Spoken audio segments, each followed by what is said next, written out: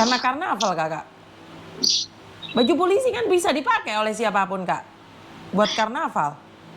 17 Agustus banyak polisi dan kentara-kentara baru kak. Tinggal beli seragam kakak. Bener tidak? Apalagi posisi dia kayak di kantor polisi ya karena dia ada di penjara. Betul kak saya bicara seperti ini kakak? Iya, Miss. Kakak sudah ada di Malaysia, anak sudah pernah bekerja di Malaysia. Dari Makassar, bekerja selama 20 tahun di negeri jiran. Ditipu oleh kau penipu kakak. 600 juta melayang. Karena ingin anaknya jadi pramugari tanpa pendidikan. Nggak ada kakak. Kenapa? Kenapa di konten saya ini saya menjelaskan tentang penipuan-penipuan? Karena seperti kakak hari ini, kakak tidak pernah tahu. Kakak percaya saat orang bilang bahwa jadi pramugari tidak perlu sekolah dek. Yang penting bayar uang dek, kita bisa proseskan. Nggak ada kakak. Nggak ada.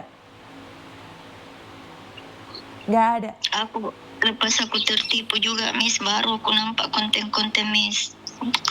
Kita live, baru aku nampak live. Karena kakak lihat live saya, baru kakak sadar kalau itu penipuan kakak. Iya, baru di situ aku sadar. Jadi selama ini kakak tidak sadar. Jadi karena lihat konten-konten saya, baru kakak sadar.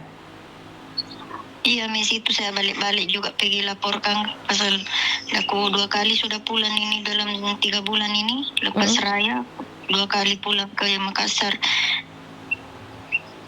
Tapi tidak ada hasilnya. Tidak ada, itu sih dia bilang, polisi bilang tunggulah ibu, masih kami cari tahu di mana posisinya ini penipu, dia bilang.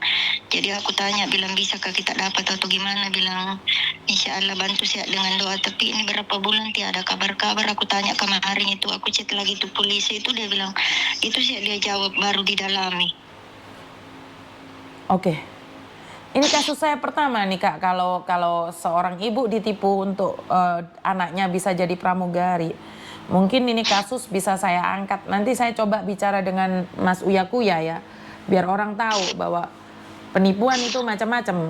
Seperti kakak sekarang, penipuan gara-gara anak ingin jadi pramugari tanpa kuliah, betul kak? Iya, Bu. Nanti saya hubungi Mas Uya Kuya, bagaimana Mas Uya Kuya bisa membantumu. Ini yang pertama. Dan yang kedua, kakak cari pengacara kah? Kira-kira Miss berapa dibayar? Karena saya sudah banyak utang di sini, Miss, gara-gara ini orang. Saya tidak tahu kakak, kalau masalah pengacara saya tidak ikut campur. Jadi kalau memang kakak butuh, saya kasihkan nomor pengacaranya dulu. Kakak bincang-bincang sama dia dulu ya kakak.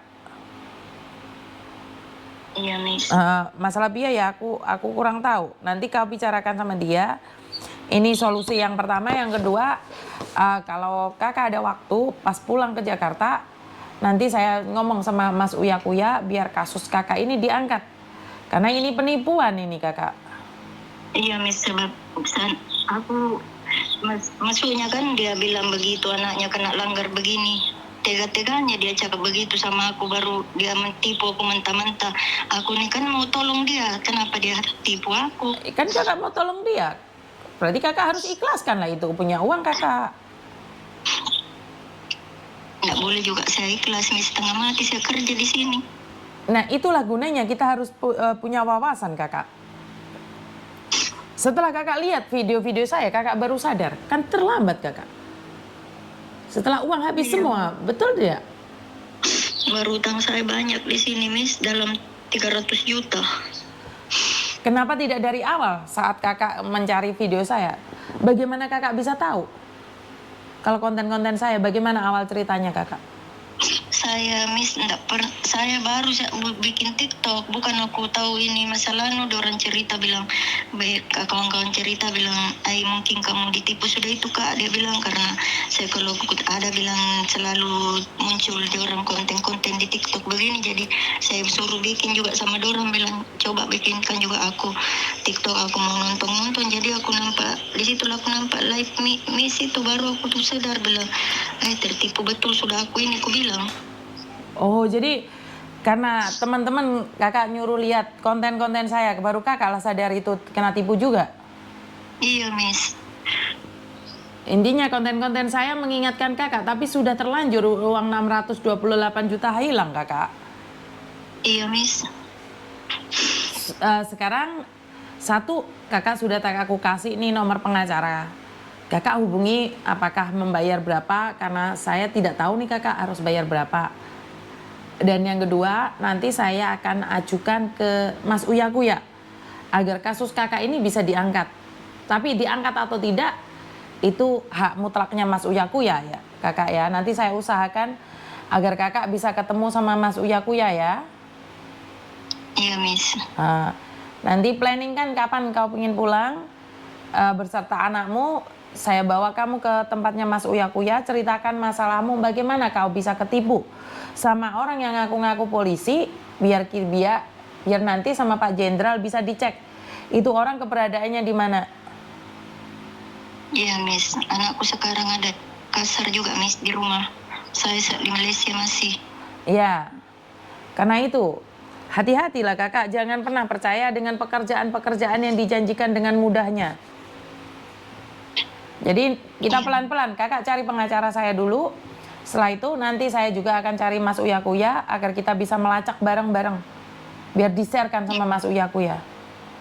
Iya, Miss. Ya, sabar kakak ya. Saya simpan 600 berapa kakak kau kehilangan uang?